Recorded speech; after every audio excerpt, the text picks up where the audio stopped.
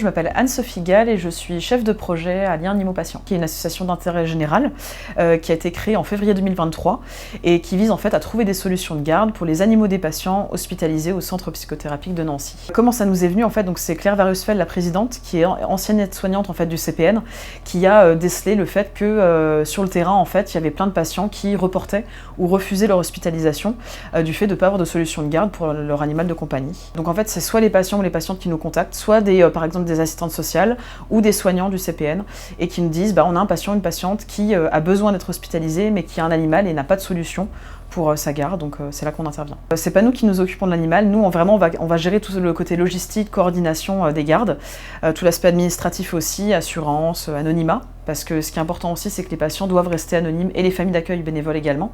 Et donc on passe par des familles d'accueil bénévoles qui vont du coup garder l'animal ou alors des pet-sitters, pet-sitteuses, bénévoles ou pas, ça dépend, qui vont du coup rendre visite au chat.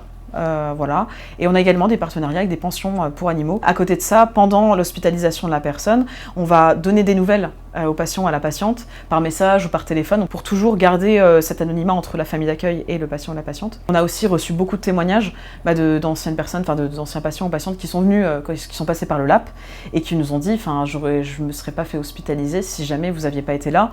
En fait, les personnes qui sont hospitalisées au CPN de Laxou, c'est très souvent des personnes isolées, que ce soit des voisins, de leurs amis, de leurs proches, de leur famille, du fait effectivement de leur pathologie ou autre, mais aussi parce qu'elles sont en situation de précarité financière souvent, très souvent.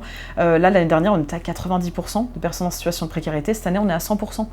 Donc, du coup, pour réussir à pallier à ça et du coup faire en sorte que la patiente ou le patient puisse faire garder son animal et aussi que son animal puisse avoir des soins vétérinaires quand c'est nécessaire pendant l'hospitalisation, nous, l'AP, on a un fonds de solidarité qui permet de financer ces besoins-là.